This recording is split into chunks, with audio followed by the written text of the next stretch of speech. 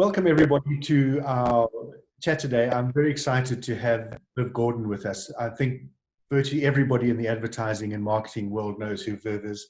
I would think most of you are sitting in your jobs because in some way, at some time would most of you have talked to her or one of her people at her agency about finding jobs. And so I'm really keen to find out from her how we need to look for jobs going forward, what we need to do, and just get some ideas on what it is like in the marketplace at the moment.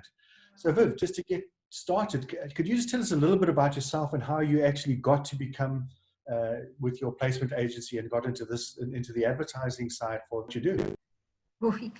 Hi Malcolm, you're breaking up a little bit and I'm actually having a giggle because on the bottom of my screen, I don't know if it says Vivian Gordon, which is my real name, Vivian Gordon. But the only person who ever called me Vivian was my mother when she was angry with me. So I've always been known as Viv Gordon. So why it says Vivian Gordon? I don't know, and I've only known daunted.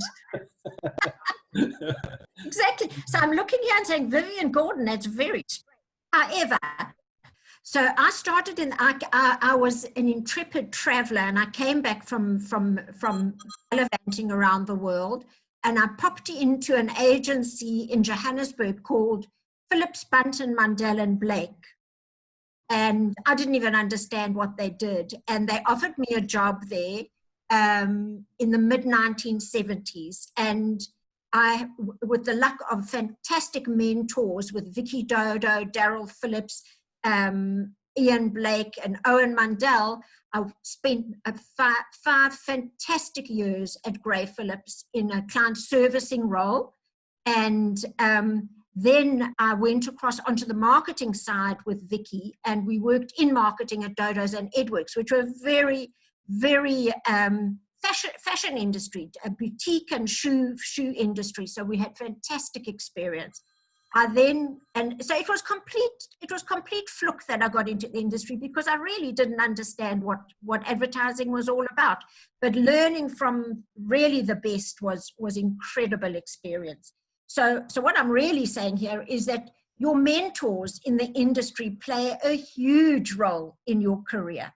So a very, very important fact. I then came to Cape Town and joined Rightford Searle Trip Macon before it became Ogilvy. So another fantastic step on the career ladder.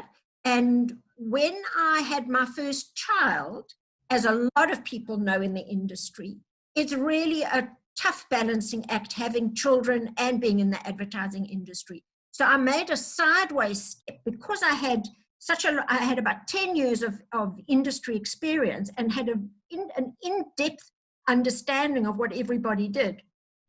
I took a sideways step into recruiting for the advertising industry. So it was a great combination. Yeah, it's amazing how, so you've got such a good insight as well, having worked at Ogilvy and Gray into the advertising world. Yeah, absolutely. Made a huge help.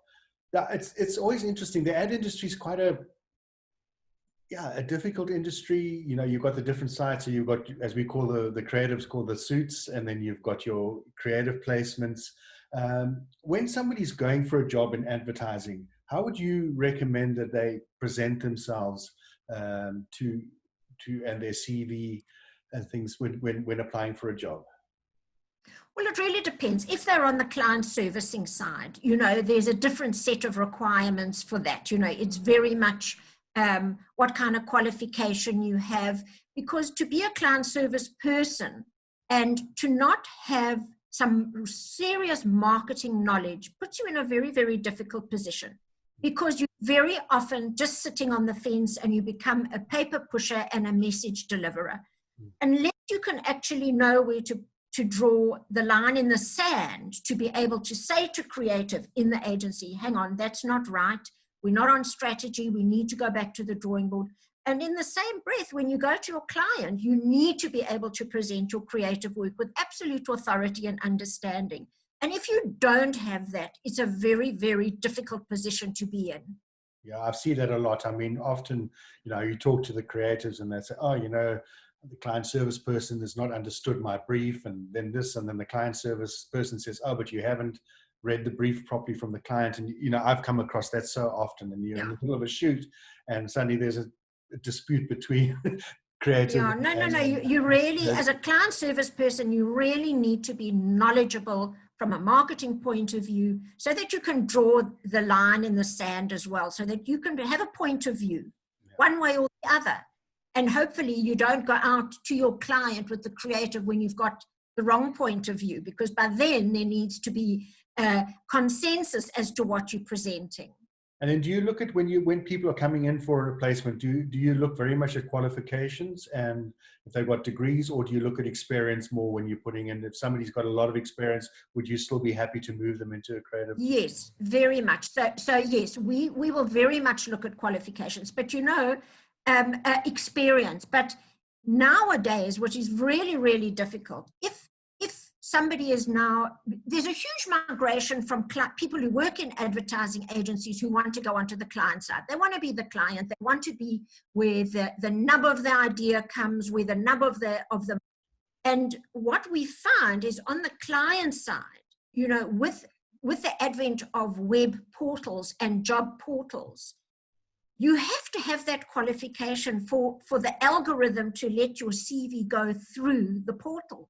So it becomes really, really difficult. So somebody can have the experience, but if you don't have that minimum qualification they're looking for, your CV can be turfed out. Yeah. And unfortunately, in a lot of instances, the recruiters on the client side don't have a very, very in-depth understanding of the job. So they go according to the algorithm. And it's not a hard sell trying to sell somebody who's got the experience when their computer has turfed that person out. Yeah, it reminds me of, I think it was Little Britain or something, or one of those programs where you watch it and it says computer says no before you had a chance to apply for the loan. Absolutely, absolutely. It's a reality. And that is unfortunately the one of the negatives of the great advantage of being so digital and with the web and all these algorithms. Yeah, no, it's frightening with that. And just when people are going for jobs, and I'm just thinking, you know, a lot of people I've met and young guys, they take their year off and they go and travel around the world and they do the odd jobs like waiting and working in bars. And I've often spoken to people who are in the corporate world and they say, oh, it's actually quite useful to them to know that they've done that because they've got some experience. Have you found that as well? Very much. I think it helps somebody build their character and it teaches you so much about yourself. I think I say to people, when you go overseas, go and do something you will never do at home. Oh, really explore. Do something that you won't do at home. And you come back such an interesting personality. So the more weird and wild and wacky, I love that. And I think working in restaurants is a great experience. You really learn to deal with difficult people. You really need to learn how to troubleshoot, and I think it's great experience. Yeah, I think it's wonderful to hear that because I'm a great proponent of it. And I've actually advised my son who's just finished school to, you know, go out and, you know, we're fortunate. My wife is Dutch, so he can go and live in Europe. He's got a Dutch passport, and to go and just do that. And I keep on saying to him, you don't have to do what you really like to. Go and do different things. You know, go and experience exactly. life. He mustn't do what he wants to do. Yeah, and that's great advice. And the other thing I've noticed, and I've hired a lot of people in the Pixel Foundry over my time, and I've had lots of people coming through, and it's maybe a little bit different to what people you would employ. But what I have found, and it's got more and more I've noticed, is that everybody wants to go too fast almost to get to the top. And you know, that jumping of jobs. What is your opinion on that and that career hopping? Yeah, okay. I'm not mad about it at all, and I find that if you job hop too quickly, it does catch up with you. You know, on the creative side, I was talking really on the client servicing side, but don't forget we work with creative people as well. So they will show a very different side of their portfolio to the consultants, which will be creative and links to their portfolio, and additional endeavors that they do that show that they're creative. to get back to the point, yeah, you know, there are two schools of thought. Young creatives and young people in the industry feel that they have to keep on moving to get the experience, which in some cases is true, because otherwise you can stagnate. You get to a point where if you've been in a job for 18 months, 2 years, and you're going to be applying then later on for a more senior job, people are going to say, have you got the staying power? It's all very well disrupting and breaking things. Have you got the power to stay, to put it back together again? Sure. That's where that length of tenure is actually important. Yeah, I know I have it a lot with my assistants. You know, I always advise them. I did 4 years as an apprenticeship before I even thought about calling myself or thinking of myself as a photographer. You know, in those days, and I think you're seeing now. I'm seeing most people are wanting to do 6 months or a year, and then suddenly going out and claiming to be it. I think people need to spend their time and work through it. Yeah. Yeah, so I think it's just a little bit too much rush. I think so. You know, when we work with the corporates, if somebody's been in a job for 3 years, they say, "Oh my God, they haven't been there for long enough. Why are they looking to move?"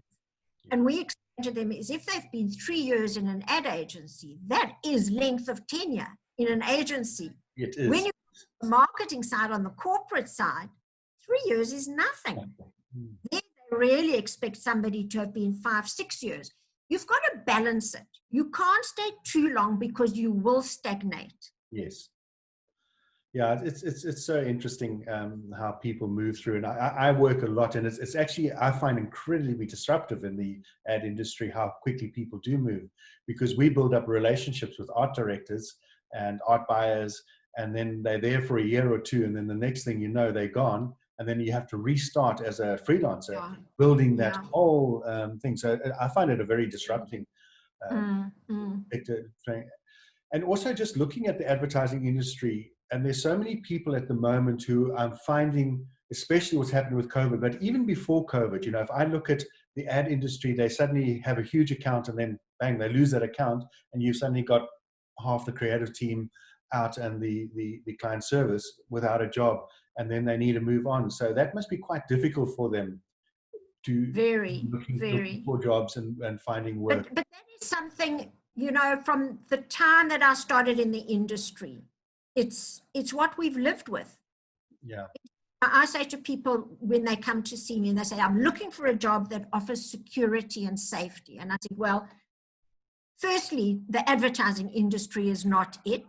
And I do believe that those words must be taken out of your vocabulary in any industry.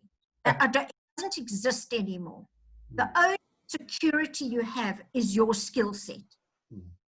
Absolutely. I couldn't agree with you more. So Viv, I just wanted to ask you, the advertising and the marketing world is such a creative way of doing business, the way you need to think in that. When somebody's applying for a job, is it a good thing for them to go completely out of the box and come up with different ideas or ways of showing their portfolios? I was listening to Grant Hines. I don't know if you listened to his interview, and he was talking about one guy who got a wallet and he couldn't get to see the creative director. So what he did is he took a wallet and he made out that the creative director had dropped his wallet and it was his portfolio in there, and that's how he got it to the creative director, because the guard took it to him, realizing it was the main person. That's a great idea. No, it's like, you know, for creative people, they must do that. They must be innovative, because everybody is inundated with applications. I mean, when you look at how many people graduate from our schools, Red and Yellow, Vega, AAA, the Cape Technicon, and the market is really, really, really flooded. So you have to try and set yourself apart. But at the end of the day, it's going to be your portfolio that's going to kick it for you. Yeah. Your attitude in your portfolio. If you're a great, you know, you've used a great idea to get in and your portfolio is average, it's not going to cut it. You've really got to have a good portfolio to beat the crowds. Absolutely. And it was quite interesting was when I was chatting to Ross as well, and he was saying in his interview how there are some people who are going to have great portfolios, who are going to go and win the lorries and win the can awards or the pencils and whatever else is. And but you also need in the ad world, you need those guys who are going to be able to sit down and do a retail ad day in and day out. And that doesn't require. So it does allow for both. So people, if they don't have that brilliant portfolio, there's still a place for them in the industry. Yes, no, there is. There's, but the industry is very much to do with accolades and recognition. And there are some fantastic people that are the bedrock of the industry, but they will lag behind the people that are out there winning the Loeries and the Cannes Awards. So it's not easy for them. Yeah, it's a terribly difficult industry. And then we've now been, hit with this unprecedented time. I don't think in history there's been a time where basically the world's come to a standstill, and completely. people are losing jobs, and the way we're working. I've actually found it an unbelievably positive time for me personally. That's just my own personal experience. It's been very difficult from a financial point of view, like everybody, but from a personal growth point of view, it's been very, very rewarding, because we've had to think of new ways of doing things. Absolutely. Interviews, which, I can, at school, if I had to stand up in front of a classroom, I wouldn't be able to talk to 5 people. I was a very shy person and never, I had to go out of my comfort zone to do what I'm doing now. And I think moving forward, and going forward in the industry, have you noticed, or are you seeing any trends changing at the moment? Well, definitely the one trend is going to be working remotely. That's kind of a given, because it's been forced on us, and I think it's proven to us that it really is possible. There was a lot of lip service given to working remotely, working flexibly, and companies were still not that comfortable with it, because I think they felt that they needed to see somebody to see what their productivity was like. And this has really proven that it does work. Really does work. And I think we've got many more productive hours in the day now that we don't have to travel and sit in traffic. I think from that point of view, but what other trends are going to come out, I don't know yet. It's very difficult to grasp that. And I think that's something that maybe, I was just throwing some ideas around before we chatted, and I've been thinking about it. And I was thinking, if somebody went to go and look for a job, things that they could maybe do, and I don't know if it's reasonable or not, is set up a home environment where you've got your setup, you've got your cameras set up, you've got your Zoom set up, you've got a nice space where people can see you, so that you can go to a client and say, or to one of a prospective job and say, look, I can come and work from you. And if you need me to work from home, I'm set up from home, or I can come in. And maybe people need to start thinking like that. So not only the employers, but the employees maybe need to start thinking of new ways to approach clients. I think you're absolutely right. You have to be set up at home. You have to. It's actually a not negotiable, which for some people it's not so easy. If you've got the facilities and you haven't got children and all kinds of noisy interruptions, it's not always easy. But I think it's something that we've got to focus on. Yeah, and I think also, just coming back to it's maybe a bit of a discussion that I think differentiates an entrepreneur from an employee, and I might be wrong in this and shout it down for it, but I think an employee needs to start thinking like an entrepreneur and saying, right, I need to invest in myself. I need to invest in what I'm doing to go and show that I can offer a better service. And I think people, maybe too often employees go and say, oh, I've got a job now, I'm secure and safe. And I don't think you can do that anymore. No, but it also depends on a person's personality. Not everybody's an entrepreneur. Not everybody's a self-starter. I think those people are really the ones that are struggling, that have had to go out now and reinvent themselves. It's really hard. It's not everybody's personality to be able to do that. And at the moment, there must be such a flood of people. Are you getting inundated with calls with people who've been retrenched? And we are, but we always have. We've got a very steady flow of candidates coming in, and at the moment, not that many jobs coming in. But we're waiting for those. We have had some job opportunities come in during this time, and when we look at the kind of jobs, they've all been quite technical. You know, you've got to be very digitally oriented now. Whatever you do, you've got to be ahead of your game digitally. Yeah. That is one trend. Yeah. And have you found also just with your own business that because looking at my business and what I'm doing at the moment, I'm definitely changing my way of working. I'm doing things very differently. I'll still continue taking pictures. I'll never stop doing that, but Yeah. I can't just do that anymore. And are you finding just personally with your own business, not with actually people that you're wanting to place, but your own business, are you also thinking about changing maybe the way you work or the way you look at doing things? Definitely. We've proven that we don't need to all sit in an office together. Absolutely. We don't need, so we meet, we've got sets of times. So on a Monday, Wednesdays and Fridays, we get together. There's 7 of us. So Mondays, it's just purely social. We catch up on everybody. How's everybody? How's the family? How your mom and dad? How's everything happening? Wednesdays is work. And then obviously communication in between. And then Friday is also social. I think it's very important. We moved out of the office about a week before shutdown. So we've all completely set up at home. Telephone, our phones work wherever we are through our Vox, our VoIP from the office. So everything is absolutely set up. So whether we go back to work together is probably not going to happen. Yeah. Because cost saving as well, I would imagine. You know, you absolutely. But it's also, I mean, there's no real purpose for it because we're still distancing, and God only knows how long that's going to be for. Yeah, I think this is going to be around for a long time. We're not going to get away. So we're all productive and we're carrying on. So it's fine. It's been a good wake up call for us to show what is possible. Yeah, well, that's amazing. And Viv, I'd like to try and keep these things to 30 minutes so we don't leave people for too long. It's been absolutely wonderful chatting to you. Wonderful, Malcolm. And just one quick passing word, if you've got anything to say to all those who are looking for jobs or who are stuck at the moment, that you could maybe just give a bit of inspiration about what they could do.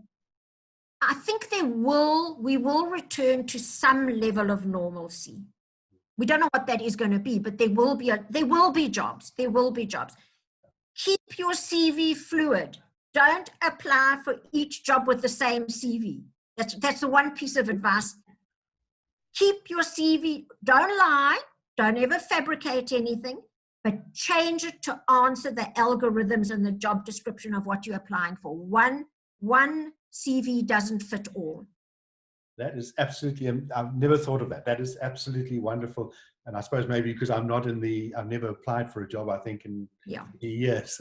But that is such great value. And it's such an important document. It's such an important document. Absolutely. Keep it interesting, keep it fluid. Yeah. That's just absolutely awesome. Well, Viv, thank you so much. And to all of you out there, I mean, you really are hearing from somebody who's got so much knowledge in the industry, who's been around the block, as they say, who knows what it's all about. So there's so much you can learn from this. And if you've got any questions, post them on the comment section below, and I'm sure Viv would be more than happy to answer anything. Absolutely. And you're welcome to phone me. I'm here to chat to anybody at any time. That's wonderful. And I really appreciate that. And then, guys, if you're watching this on the Capture Guru channel or on Facebook, please don't forget to like. And if you're on the Capture Guru, subscribe to our channel. We've got lots of exciting stuff on the Capture Guru that we're going to be doing there as well. These are posted. I'm launching courses. There's all sorts of things that we're doing. So like it and subscribe. And for all of you, please take as much knowledge and information from what Viv has told us, because it's invaluable. And we really can take so much from it. So thank you very much. It's a pleasure. Thanks, Malcolm. Thanks, Viv.